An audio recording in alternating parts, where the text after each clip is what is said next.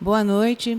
Dando sequência aqui nas nossas conversas, deste programa cristão de cuidados frente à Covid, hoje nós temos aqui participando com a gente a doutora Adriana Guilardi. Ela é médica infectologista no HC da UFG, e também do CRER. Ela é professora na Universidade Federal de Goiás e supervisora da residência médica de infectologia do Hospital das Clínicas da UFG. É um privilégio para nós contar com você aqui, e também ela é nossa irmã em Cristo, o que torna esse privilégio ainda mais agradável. E nós queremos agradecer, viu, Adriana, pela sua disponibilidade em vir dividir com a gente informações precisas, técnicas, com evidências, não é? Porque a gente sabe que tem muita informação rodando. Entretanto, a gente nunca sabe da confiabilidade delas, de onde elas vieram. E por isso eu queria iniciar orando, agradecendo a Deus pela sua vida, pelo conhecimento que você tem e por essa sua disposição em vir compartilhar, tá bem? Pai querido, nós queremos render graças ao Senhor, Pai, porque em meio a essa pandemia, em meio a esse caos que temos vivido no mundo, em meio a tantas dúvidas, em meio a tanta insegurança, em meio a tanta ansiedade, nós temos a Ti como a referência nossa imutável, eterna, de eternidade em eternidade. E obrigada, Pai, porque temos o Senhor como nossa rocha firme. E obrigada porque sabemos que o Senhor usa os seus para nos abençoar.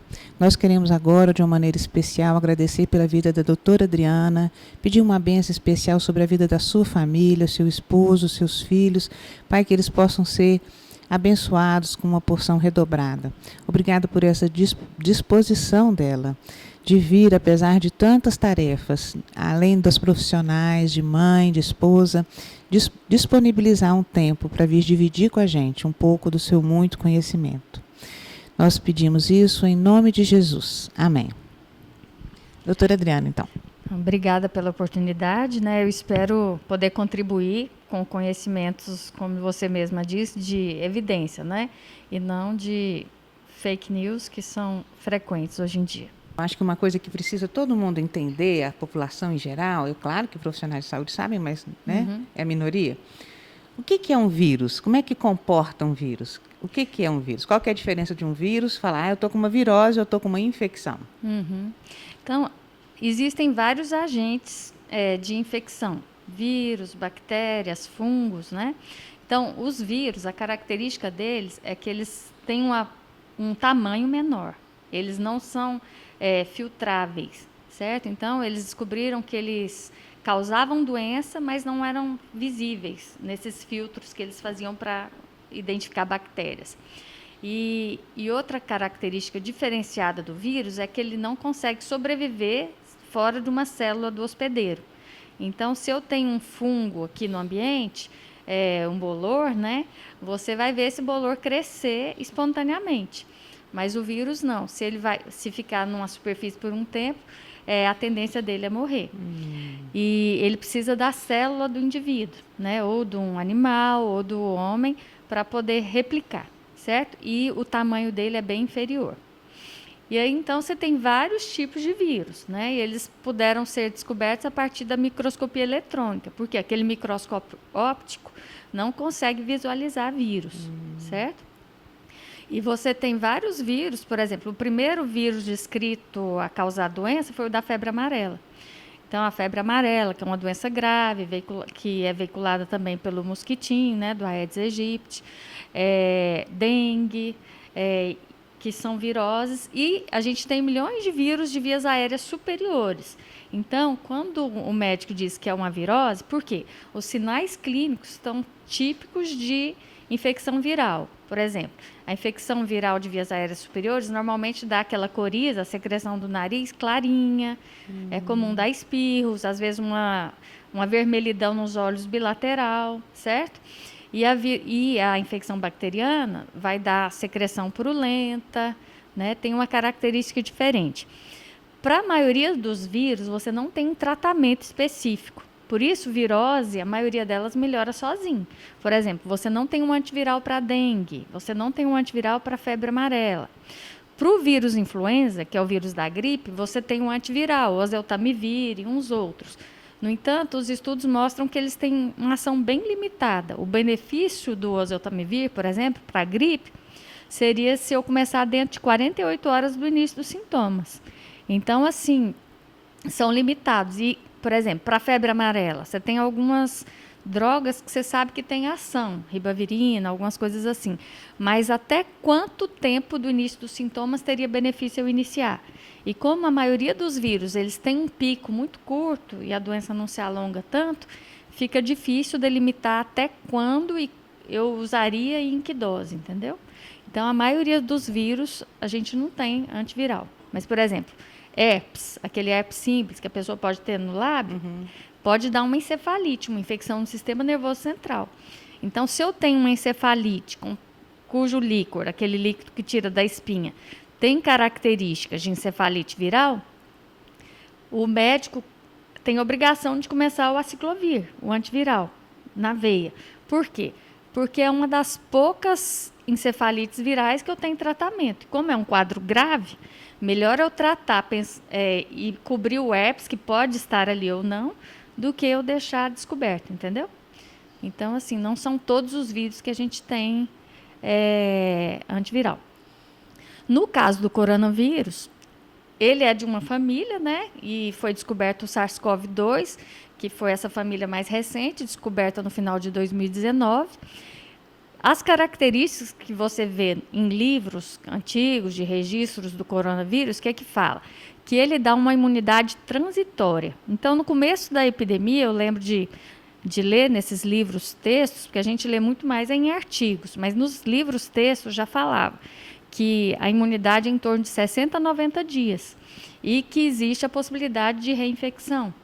Então, isso se repetiu e se mostrou também com o SARS-CoV-2. Certo? Tá certo. Agora, para as pessoas entenderem assim, olha, tem a época, esquecendo um pouco o corona para tentar entender a diferença desse vírus com o vírus da gripe. Tem a época que todo mundo fala que manda menino para a escola e os meninos voltam tudo com gripe, né? Então, esse vírus da gripe, ele passa fácil com esse convívio lá na escola? Passa. Por quê? Passa por via respiratória. Então, a transmissão, a gente fala que é por gotículas. Gotículas são partículas maior que 5 micra e que elas se dispersam até 1 metro de distância. Então, se eu estou a 1 metro de distância de você e tem um vírus da gripe, e para o coronavírus vale a mesma coisa, se eu tenho mais de 1 metro, eu estou protegida, certo? Mas se eu tiver menos de 1 metro, tem risco de eu pegar, porque ele fica com a gotícula que pode te atingir. O aerossol, o risco é bem maior. O aerossol é uma partícula menor que 5 micra e que, se eu dispersar ele aqui, ele fica no ambiente. Então, eu posso espirrar, eu tossir, deixar a partícula aqui, eu saio, você entra na sala daqui uma hora e você tem risco. No caso, a transmissão por aerossol é bem sabida e a transmissão é muito alta, por exemplo, no vírus do sarampo. Sarampo, o risco é muito maior. Se o sarampo não tivesse a vacina e tivesse numa situação que nem o do corona, pode ter certeza que as mortes seriam muito maiores, porque é muito mais grave e o potencial de transmissão muito maior. A tuberculose também se transmite por aerossol.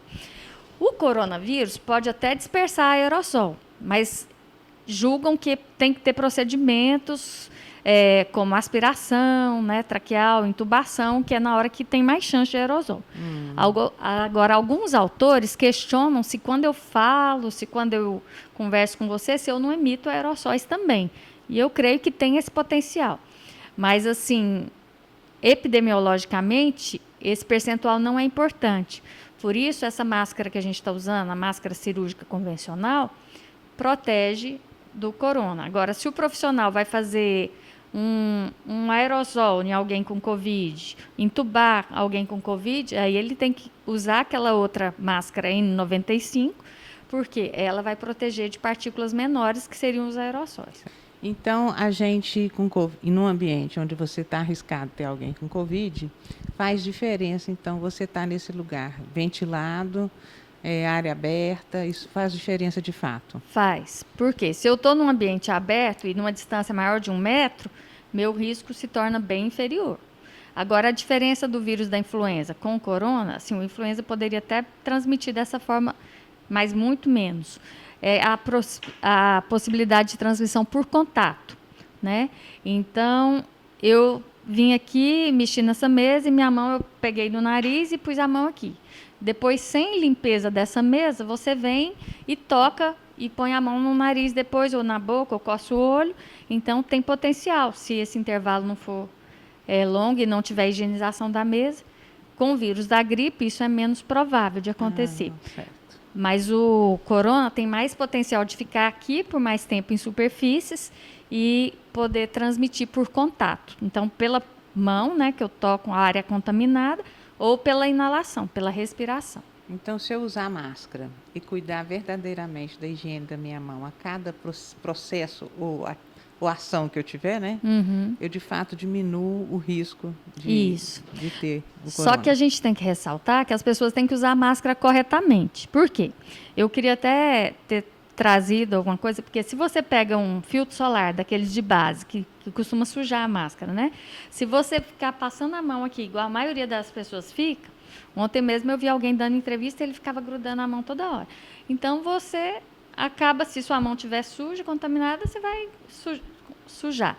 E outra, se você está inalando, está em contato com alguém com Covid, vamos dizer que você está com Covid, você conversou comigo sem máscara, o vírus parou aqui. Se eu ponho a mão aqui, eu vou contaminar. Então, quando eu mexo com a máscara, eu tenho que mexer por aqui. Sempre manusear pelas alças, né? Não vou ficar aqui. E outra, máscara no queixo não protege. A maioria das vezes que eu vejo as pessoas na rua, o pessoal usa no queixo, aqui, ó. Então, não tem proteção. Então, usar máscara em queixo é inefetivo. Então, eu tenho que usar no local cobrindo boca e nariz. E quando eu manusear, eu tenho que manusear pelas alças. Assim, né? Ou aqui. E não ficar pegando aqui, porque aqui, teoricamente, é contaminado. E, Adriana, vamos imaginar que agora eu te servi um copo d'água ou um café. Aí você ia tirar a máscara. Como é que a gente vai fazer para tirar a máscara sem contaminar? E onde que a gente vai deixar ela? Que orientação você daria? O ideal é você ter um saquinho, um saquinho, uma coisa para colocar, uma superfície. Eles falam que o local certo de armazenar teria que ser o saco plástico, às vezes umedece, né? Mas se é um uso, se vai armazenar por tempo curto, não teria problema. Mas se você vai guardar por um tempo longo, seria o ideal é um saquinho de TNT, que não gera umidade. Mas assim, não adianta eu pôr em cima da mesa, porque se ela estiver contaminada, então ou você põe um saquinho na bolsa, anda com isso e coloca sobre o seu colo dentro desse saquinho, né? E depois você volta a pegar ela sempre pela alça.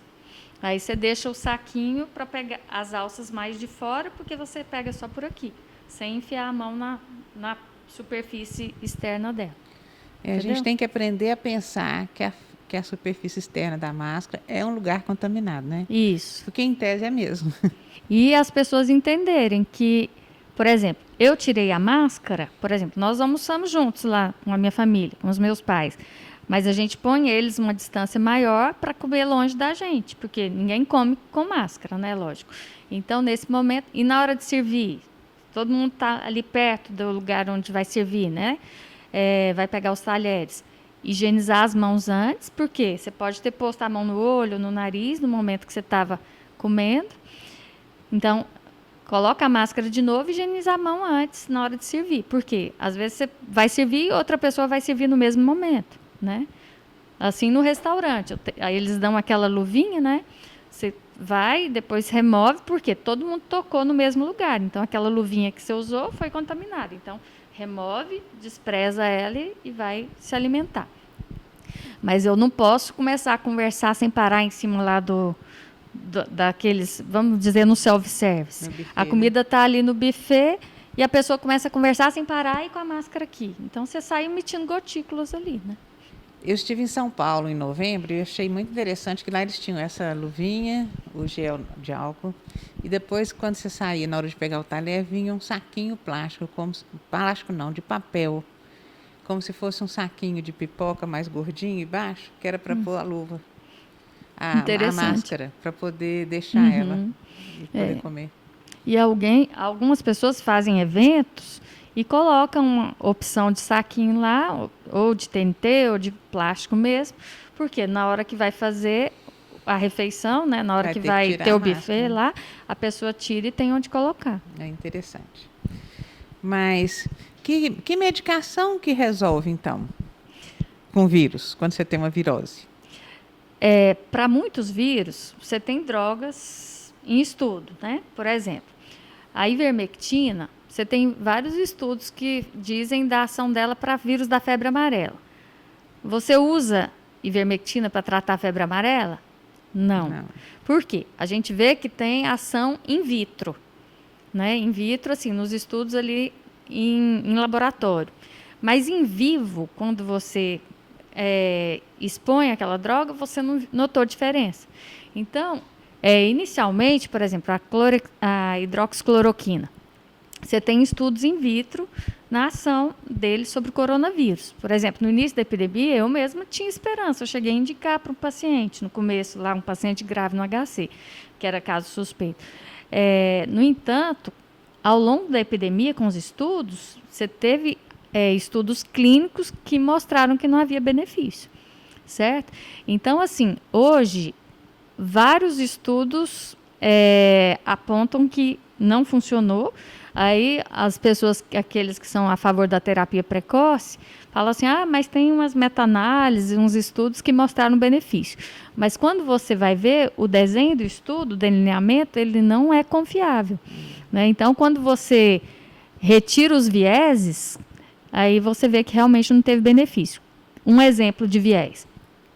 Se eu tenho um vírus que 80% melhora sozinho, e eu vou falar que 80% melhorou com a hidroxicloroquina, como que eu não vou saber se ia melhorar mesmo? Então, para isso, eu teria que acompanhar pessoas com e sem hidroxicloroquina, e esses 80% tinham que ser diferentes, né? Porque 80% vai melhorar com ou sem medicação, certo? Então, que nem hepatite B. Todo mundo fica achando que tomar o chá de picão, né, vai melhorar a hepatite B. Então, eu falo para os pacientes assim, se você tomar chá de hortelã, chá de qualquer coisa, você vai melhorar. Você tem 90% de melhorar, chance de melhorar. Por quê? 90% das hepatites B em adulto vai clarear o vírus espontâneo. O sistema imune vai lá e mata o vírus. Os 10% que não mata o vírus completamente são os 10% que vão cronificar. Cronificar é você ter hepatite crônica e tem risco de cirrose posterior, tem risco de câncer de fígado. E aí, para esses 10%, tem medicação indicada e que tem ação, entendeu? Assim, para o vírus C, a gente não tinha antiviral efetivo para o vírus C. Tinha vários, mas com eficácia limitada. Hoje, a gente tem drogas para vírus C que a gente considera que causa cura, né? Mas isso foi ao longo de anos de estudo para eu chegar nesse resultado, né? Então, no caso do Covid, o que tem comprovado? Que para pacientes que precisam de suporte de oxigênio, a partir do 7º dia, eu tive benefício com o uso do corticoide. Mas nesse mesmo estudo mostrou que se eu estou na fase inicial, nos primeiros 2, 3 dias, não é para usar corticoide. E se eu estou em casa, estou bem, não tem benefício eu usar corticoide. Por quê? No estudo observou isso, que em casos leves, sem suporte de oxigênio, não mudou o desfecho. Então, a partir do 7º dia, se eu tiver alteração respiratória e precisar de suporte de oxigênio, eu tenho diferença na mortalidade quando eu uso corticoide, certo? Tem o Remdesivir, que é uma droga cara, norte-americana, que tem uns estudos apontando o benefício dela, em estágios mais precoces.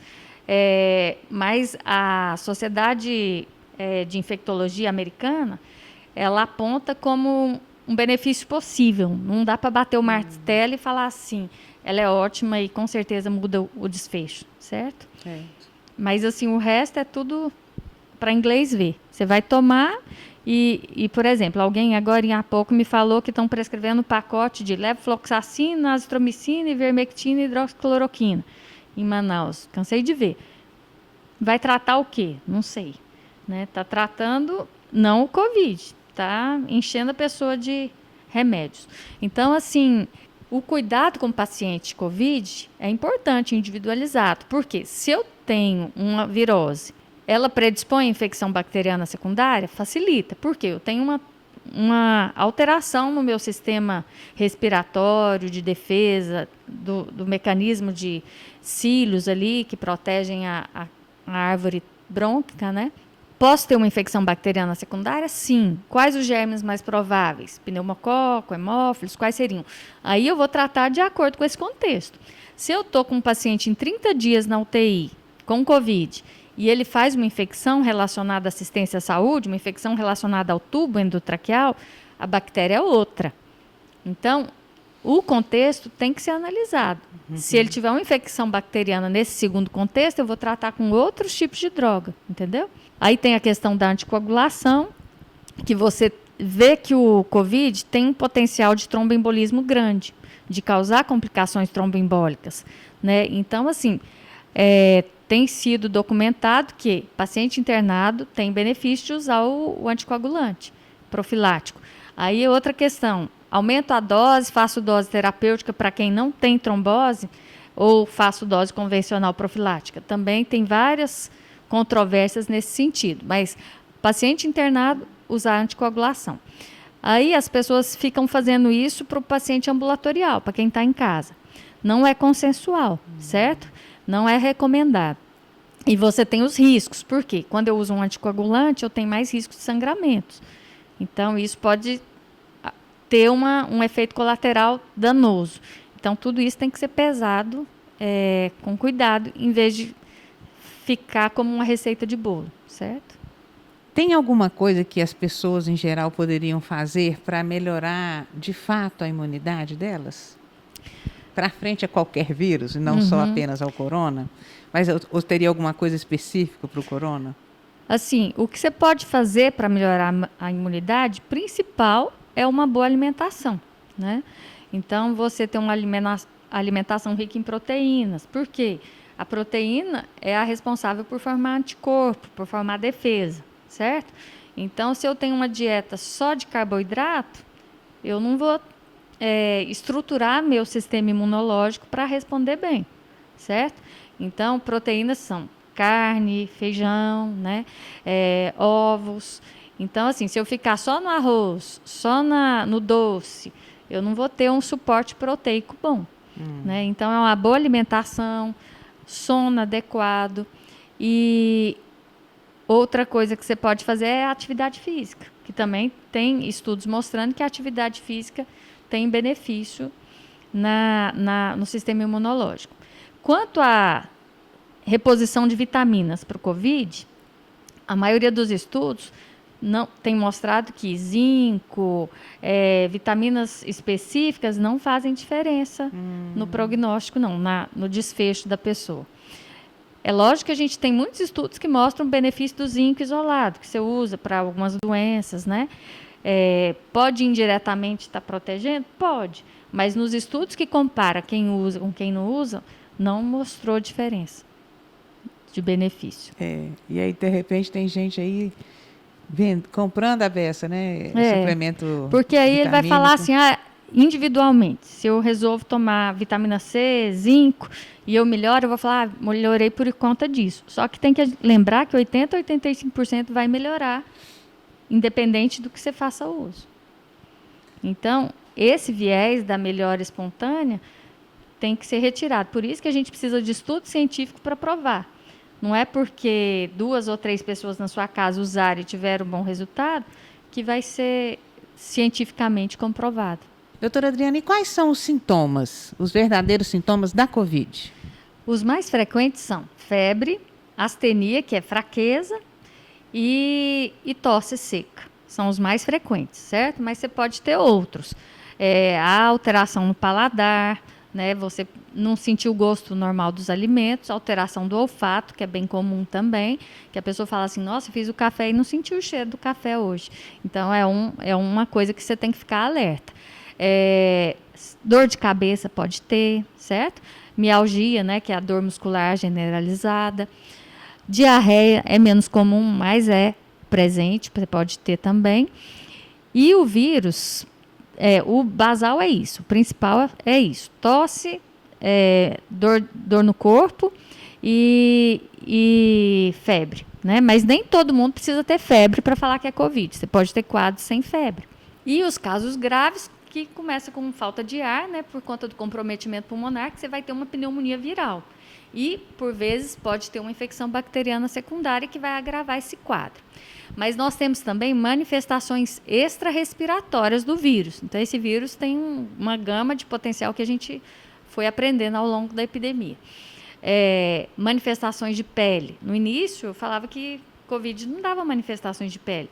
Hoje a gente sabe que pode dar aqueles rachos cutâneos, parecendo de dengue, pode dar lesões necróticas em extremidades, de resultar até em amputação.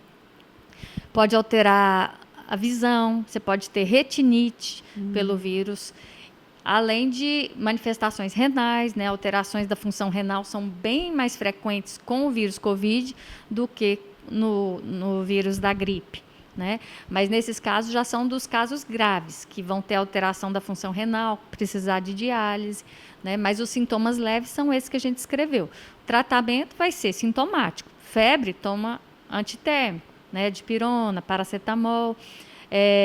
Cefaleia, que é a dor de cabeça, da mesma forma, toma um antiemético. Se tiver diarreia, um soro de reidratação oral, né? Ou um suco de uma fruta que ajuda a prender o intestino, como suco de caju, de goiaba. Então, o tratamento é dos sintomas. Se o nariz está com congestão, usa o soro fisiológico nasal, mas não tem um remédio específico para acabar com isso. É que nem você trataria uma influenza normal, uma gripe. E as manifestações pós-Covid, que têm sido bastante descritas. Por isso que eu acho que é importante a gente agarrar nas medidas preventivas, porque nós não sabemos o que não é uma simples gripe, na verdade. Então, você pode ter aquela síndrome de Sjögren, da síndrome seca, né? Como pós-Covid. Você pode manter um déficit visual pós-Covid. Pode ter depressão pós-Covid, que tem muito descrito, certo? E até fibrose pulmonar tem sido descrito. Então, o dano pulmonar pode ser importante e aquela pessoa que tinha uma vida normal não consegue ter o desempenho que ela teria antes, que ela tinha antes, certo? Então, a gama de complicações pós-Covid é muito além do que a gente possa pensar. Não é porque eu tive um quadro leve que eu estou isento de ter manifestações pós-Covid, certo? Não sei se você tem mais uma informação que você acha que era importante das pessoas terem. Assim, da vacina, né? A vacina. A vacina, muitos ficam... a gente não está aqui para politizar, né? Mas, assim, tem que entender que a vacina não foi feita de última hora. Porque, às vezes, as pessoas ficam falando assim, nossa, mas toda vacina tem um processo longo, né? Por exemplo, você tem várias vacinas que ficaram anos em processo de estudo e demoraram a chegar. E alguns falam, não vou vacinar, porque essa vacina foi feita assim, na rapidez, às pressas. Mas tem uma história por trás disso. Antes do coronavírus SARS-CoV-2, você teve o SARS-CoV primeiro, né? SARS-CoV-1, depois o MERS, que é bem pior do que o SARS-CoV-2. Se a gente tivesse uma disseminação do MERS, que nem o SARS-CoV-2, a população já tinha sido dizimada, porque a mortalidade do MERS é em torno de 35%, é bastante alta, diferente do SARS-CoV-2. Quando, por exemplo, eu fui dar uma aula em agosto, aí eu fui fazer uma revisão sobre as vacinas em agosto de 2020. Você tem artigos dos mesmos autores que estão publicando agora, de 2005, falando de vacina contra o SARS-CoV. 2005, nós temos quantos anos? Né?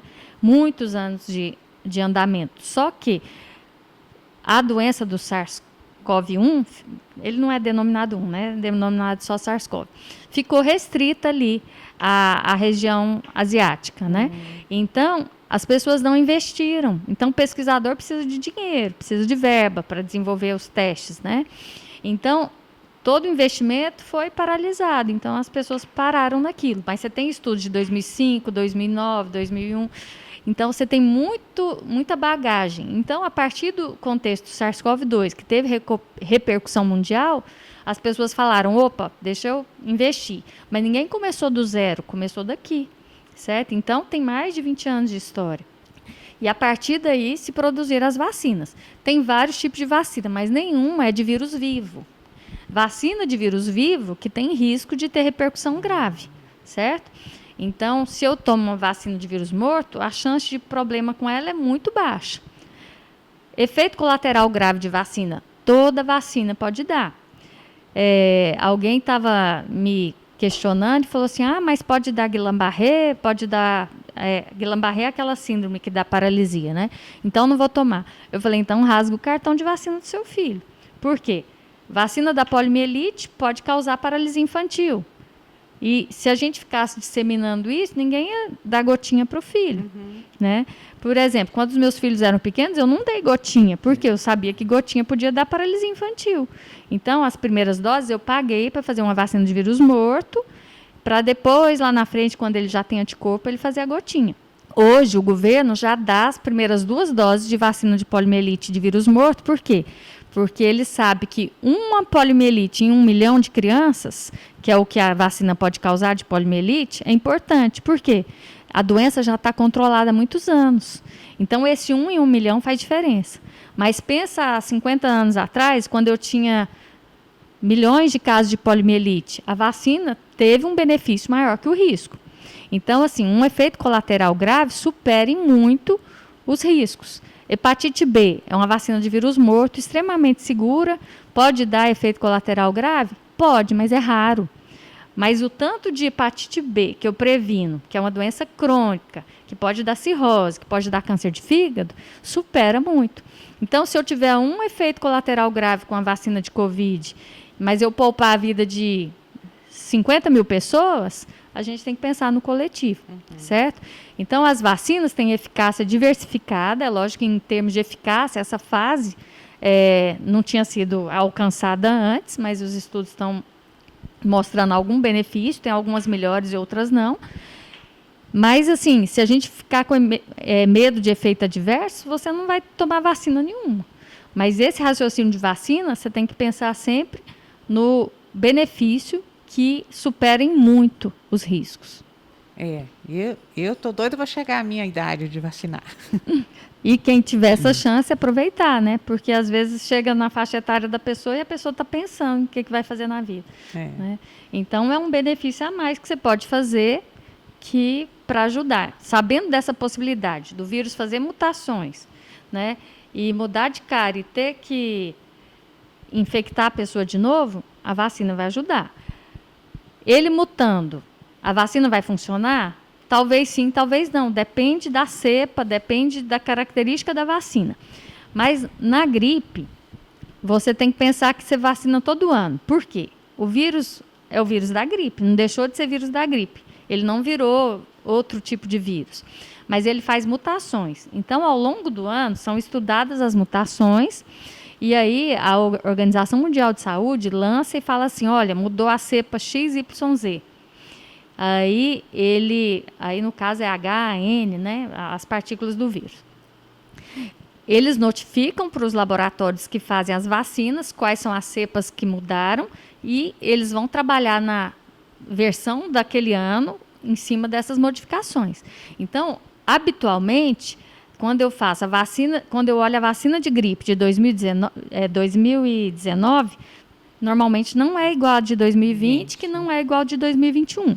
Algumas vezes ele sofre menos mutações e você pode até ter similaridade nas vacinas, mas na maioria das vezes eu vou ter modificações que resultam na mudança da vacina. E por isso que vacinam anualmente, né, as pessoas. Pode acontecer com o Covid a mesma coisa? Acredito que sim. Por quê? Se eu tenho várias variantes, né, cepas diferentes, eles vão ter que estudar essas variantes, modificar a vacina, mas pequenas modificações e revacinar periodicamente. Pode acontecer isso, que eu acho que é um contexto natural se você fizer uma comparação com o que acontece com o vírus influenza, que é o da gripe. E você acha que pensando na história, né, que essa pandemia aí ainda vai durar quanto tempo? O que você pensa sobre o futuro? Você acha que nós não vamos voltar mais para o normal? Em março do ano passado, de 2020, eu lembro de alguns enfermeiros, quando eu chegava, a gente no hospital falava assim, doutora, vai até quando? Aí eu brincava assim, até dezembro. Aí todo mundo falava assim, nossa, doutora, tá doida? Mas eu falava dezembro brincando, achando que nunca chegaria a isso. Mas nós estamos onde estamos, né? Mas eu penso assim, que a gente não tem como responder isso, mas eu penso que cada um, pensando na sua contribuição pessoal, faz muita diferença. Por quê? É lógico que a graça divina, a proteção divina é o mais importante de tudo, né?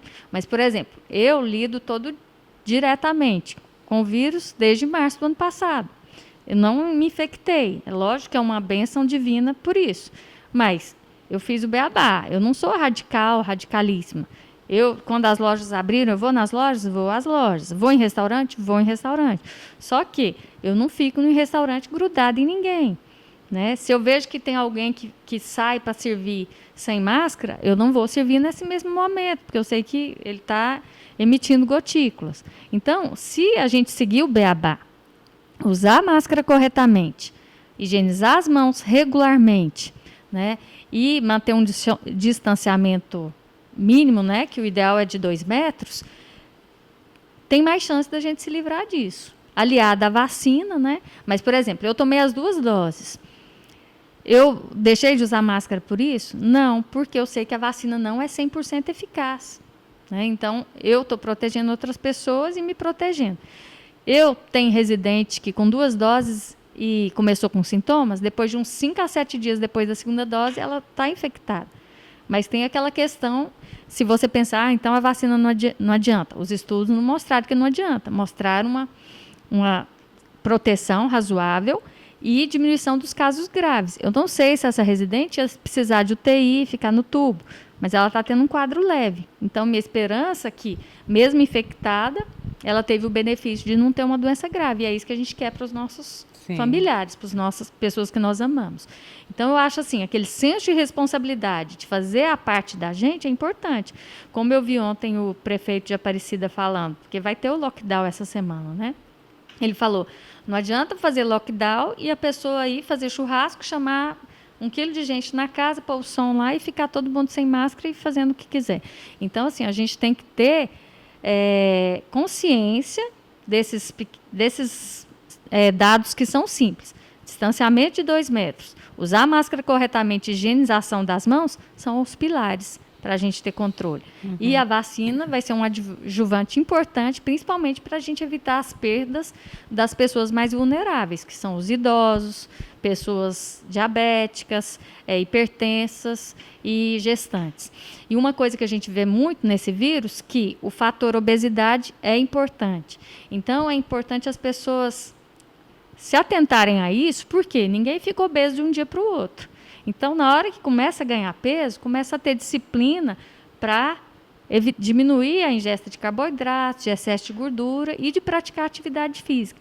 Porque a gente vê que a obesidade tem receptores ali no obeso que facilitam a entrada do vírus, mais ainda. Então, ter uma vida saudável, né, atividade física e alimentação correta, vai repercutir em menos obesidade. Então, que é mais proteção também. Ok. Eu ouvi dizer que estão fazendo um teste aqui em Goiânia, um exame, ali no laboratório do Albert Einstein, que vai detectar se a pessoa já tem uma imunidade a esse vírus. E eu fiquei curiosa saber o que seria que essa pessoa teria para isso. Certo. Então, nós temos vários tipos de testes sorológicos. Tem o denominado de soroneutralização. Os testes de soroneutralização, eles medem o anticorpo que protege, e não um anticorpo qualquer, entendeu? Por exemplo, quando eu tenho uma sorologia positiva para HIV, anti-HIV reagente, não indica que eu estou protegido para HIV, indica que eu tive contato com HIV, concorda? Tá. Então, senão, todo mundo que tem a sorologia para HIV estava curado do próprio HIV. Então, esse é o raciocínio. Quando eu faço a sorologia para o vírus, a convencional, Covid, eu sei que eu tive a infecção. Resolvi. Os estudos antigos mostram que essa família tem uma proteção transitória de 90 dias, em média, certo? Eu posso ter certeza que aquele anticorpo vai me segurar por quanto tempo? Não. O anticorpo neutralizante mede isso, certo? Então, esse anticorpo neutralizante vai medir minha proteção. Mas até quando essa proteção vai durar? No caso do corona, não tem como eu saber. Por exemplo, para a dengue, a gente tem o Mac-ELISA, ou a imunocromatografia, que é o teste rápido, que é convencional, que faz a nível de convênio. E no LACEN faz o Mac-ELISA, que é melhor do que a imunocromatografia, mas que mede o seu anticorpo. Mas se eu quiser saber o meu anticorpo neutralizante contra a dengue, eu preciso fazer a soroneutralização. Só que é um teste bem mais difícil, mais sofisticado, mas ele consegue discriminar que vírus foi que eu tive e a sequência. Se eu tive DEN 1 e DEN 2 nessa sequência, mesmo que tenha sido anos atrás. Então, é uma tecnologia que consegue chegar nisso, mas é uma tecnologia muito mais apurada. No LACEN tem potencial de fazer, mas só faz para nível de pesquisa. Por quê? É trabalhosa. Então, eu teria que parar muitos profissionais, muito serviço para poder desenvolver isso. Certo? Então, na verdade, a gente precisa continuar tomando os cuidados, né? Usando máscaras, higienizando as mãos. Isso. Evitando e se você, ambiente fechado, né? E se você tem o quadro clínico, é importante a assistência médica, né? Mas se você vê que o quadro clínico, se você começa a ter falta de ar, né, dificuldade para respirar, tem oportunidade de ter um oxímetro. O oxímetro mostra que você está saturando menos de 94, tem que procurar assistência médica. Mas não adianta ficar se entupindo dessas medicações que não têm eficácia comprovada, achando que aquilo vai mudar o curso natural da doença. Acho que essa é a informação importante que a gente precisava esclarecer, né? E eu fico preocupada porque eu também percebo que hoje tem quase que duas correntes ideológicas e políticas, e aí eu fico muito irritada porque a saúde das pessoas não pode ser politizada, né?